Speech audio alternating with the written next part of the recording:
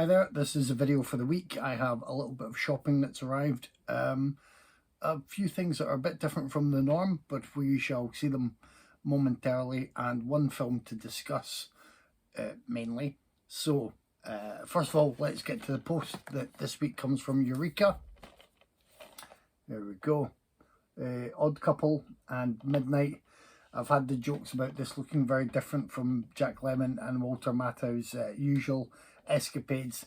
It does star Sammo Hung and who's the other one? Lau Kar-wing. Who's the other one? So disrespectful, I apologise. It's supposed to be one of the best weapons-based martial arts movies. I'm looking forward to checking that out at some point. Midnight is a thriller sold really on the fact that it also has a starring role for Lee Ha-joon from Squid Game. But it sounds at least interesting. I was in the mood for a couple of different titles, and these ones look like they will fit the bill for thrills and action. Let me know if you've already seen either of these, and you know, if you heavily recommend one over the other. Always good.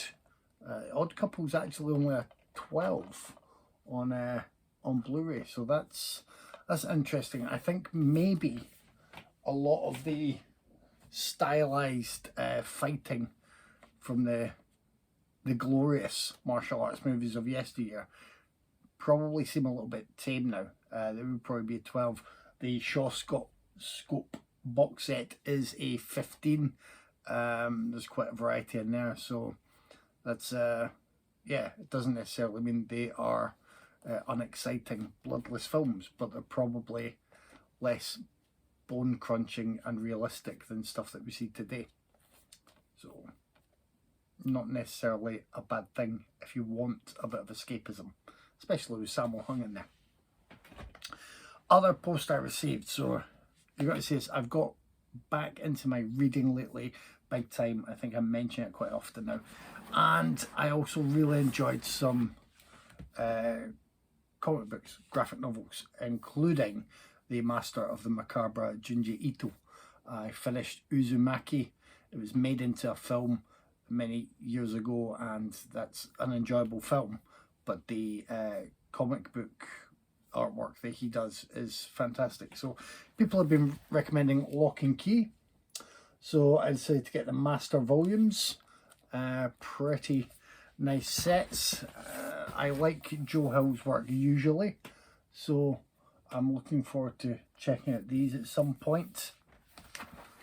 And I believe this is you know, everything. I mean, look at that artwork. That is pretty gorgeous. So I don't want to accidentally give myself any spoilers, but gorgeous stuff indeed. And as I usually enjoy the work of Joe Hill in written form, I've heard good things about Lock and Key. I look forward to that. Someone who is beloved amongst many comic book fans, but is very divisive with his work, is the mad genius that is Alan Moore. So I had Providence recommended to me. Again, just, you know, it's got to be a wild ride, isn't it? There's a lot of text through there as well, but great art as usual. Sometimes you think they're just diary excerpts from Alan Moore, but before Providence, apparently I should read Neonomicon, and I picked that up as well. Got that at a very good price. Was very fortunate to find a contact who had that basically at cover price, so I will look forward to those.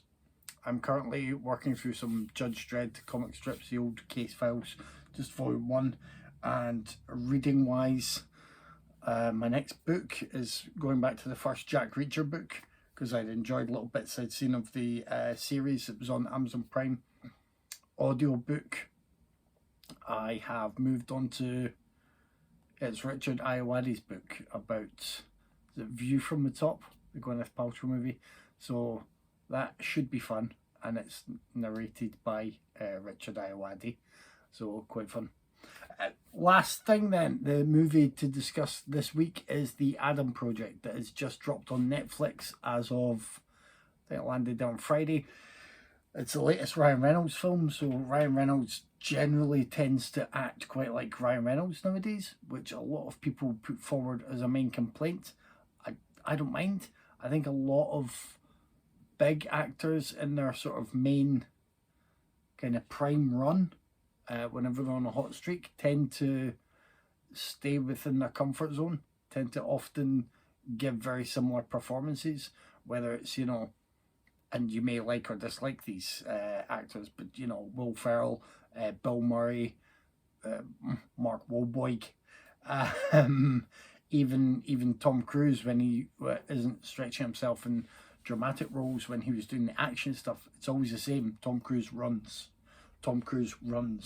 That's it. So I like Reynolds. I sort of pick a Reynolds movie because I want to enjoy his stuff. The Adam Project sees him travelling back in time, and he ends up in 2022 and meets his younger self, played by a kid whose name I have currently just forgotten, but he is great. He's a little scene stealer. He has the smart ass attitude and quick mouth that Reynolds would have at that age, you'd expect, but also has the cuteness of being a kid, so that helps to underline things. And then basically Reynolds needs his younger self to help fix his ship and is looking to go back another couple of years because there's something he is hoping to fix in the timeline. It's directed by Shawn Levy. It has a few different writers on there who've done, you know, quite a range of stuff, but not necessarily anything that would point to them being the best choice for this. But this works out really well. It's got a really good vibe in terms of,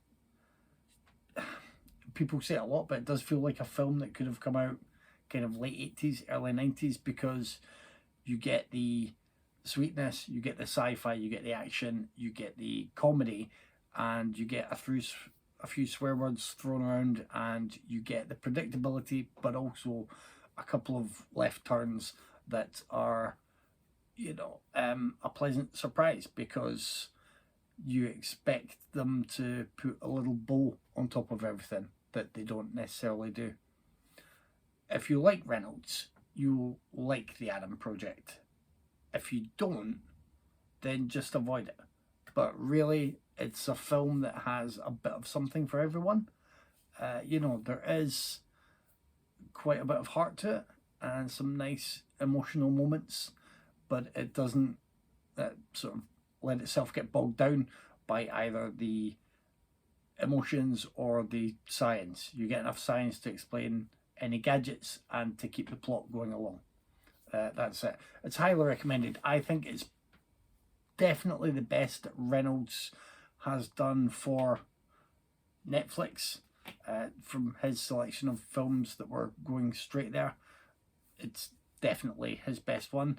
And he works well with Levy after they did Free Guy, which was also really good. So we just need to wait and see how they get on with Deadpool 3. That has just been announced recently. So that's it this week. Couple of obviously new titles that I'm unfamiliar with, as per usual. Some comic books. The Adam Project just dropped on Netflix. It's highly recommended. Please like, share, subscribe, do all of these things that help us grow, because we've been creeping up in terms of numbers, and I'd really like that to creep up further. When we start to get more and more numbers, I will pull out some of the other prize options that I have, and there will be one or two more competitions that have, I guarantee you, very nice prizes on offer. So enjoy the rest of your weekend. Bye.